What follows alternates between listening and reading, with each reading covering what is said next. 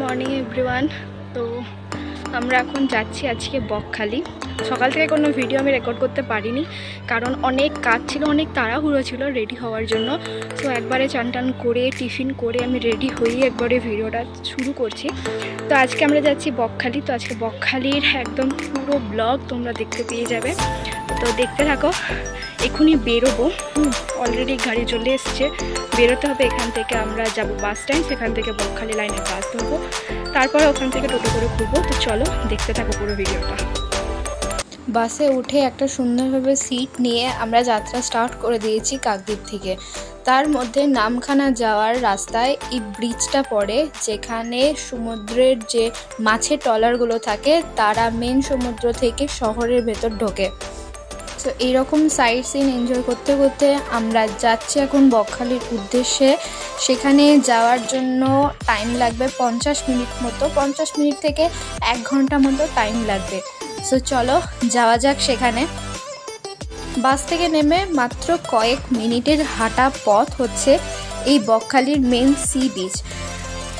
সোমার আমি দুজনা এখানে হাঁটতে হাঁটতে যাচ্ছিলাম। অতিরিক্ত গরম ছিল ওয়েদার, কারণ সকাল থেকে মেঘলা মেঘলা ওয়েদার হয়ে থাকার কারণে একটু পরে আমরা বুঝতে পারি যে কতটা রোদ উঠেছিল আর কতটা গরম ছিল। আমি সেটাই আলোচনা করছিলাম মা আর বাবার সাথে। সো এই হচ্ছে সেই মেন সি বিচ, যেটা কিছু বছর আগে অনেক কাছে ছিল, কিন্তু এখন প্রাকৃতিক দুর্যোগের কারণে এই সিটা অনেক দূরে চলে গেছে।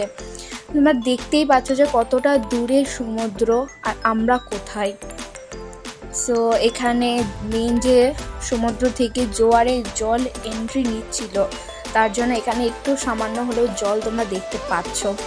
চারিদিকে শুধুই বালি আর বালি, চারিদিকের ওয়েদার হালকা মেঘলা হালকা রোদ, সেই রকমই। জোয়ারের জল ঢুকছে এদিকে, নাহলে মেন যেটা সমুদ্র অনেকটা দূরে যেতে হচ্ছে, অনেকটা দূরে।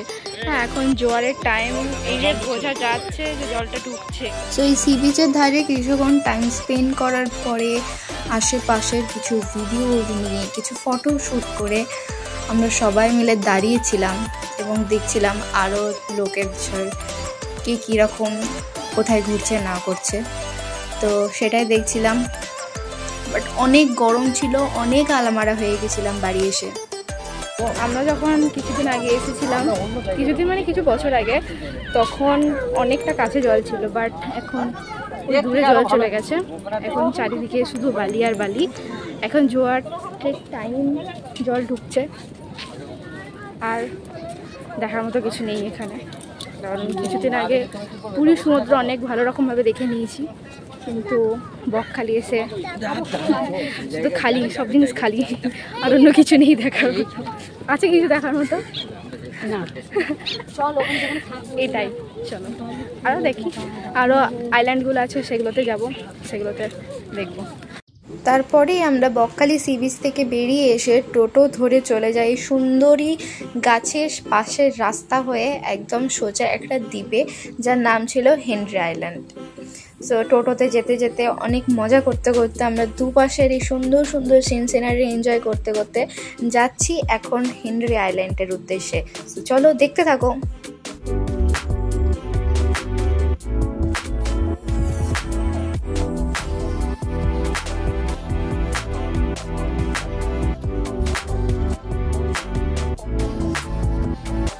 এখান থেকে শুরু হচ্ছে পুরো মাছের ভেড়ি, মানে এখানে পুরোপুরি মাছ চাষ করা হয়।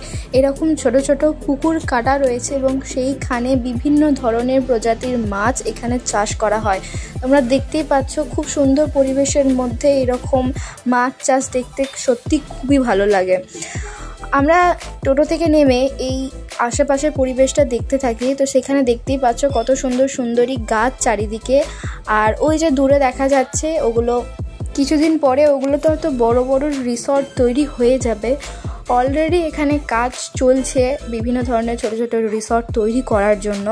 সো এই হচ্ছে মেন চারিদিকের পরিবেশ। এই সোজা রাস্তা হয়ে যাবে, টোটো এত দূর পর্যন্তই যাবে, কারণ এর আগে কোনো টোটো যাওয়ার মতো রাস্তা নেই। সো আমরা হাঁটতে স্টার্ট করে দিয়েছি হেনরি আইল্যান্ড যাওয়ার উদ্দেশ্যে। এরকম দুপাশে সুন্দরী গাছ আর তার মাঝে এত সুন্দর একটা কাঠের রাস্তা।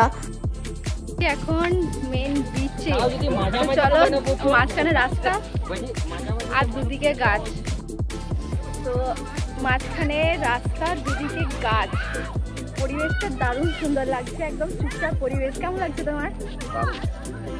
এখানে আসবেন, আপনারা সকলেই আসবেন। সকলকে বলছি যে এরকম জায়গা কোথাও পাবেন না, এত ফাইন, এত সুন্দর জায়গা, এসে মনটা ভরে গেল। তার মানে ভালো লেগেছে একদম। তো চলো আমরা যাচ্ছি নীল সমুদ্র।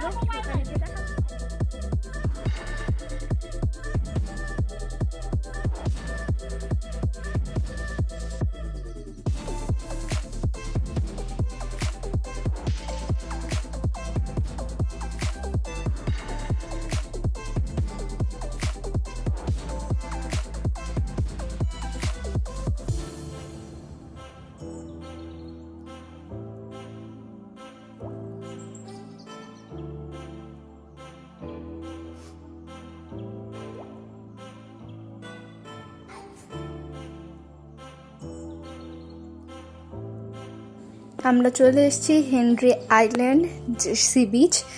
এই যে এইরকম রাস্তার উপর দিয়ে এক প্রান্তে, এখানে প্রচুর চোরাবালি আছে। ওরা প্রথমে বারণ করে দিয়েছিল এখানকার যারা গাইড আছে যে সমুদ্রের একবারে খুব কাছে যেন কেউ না যায়।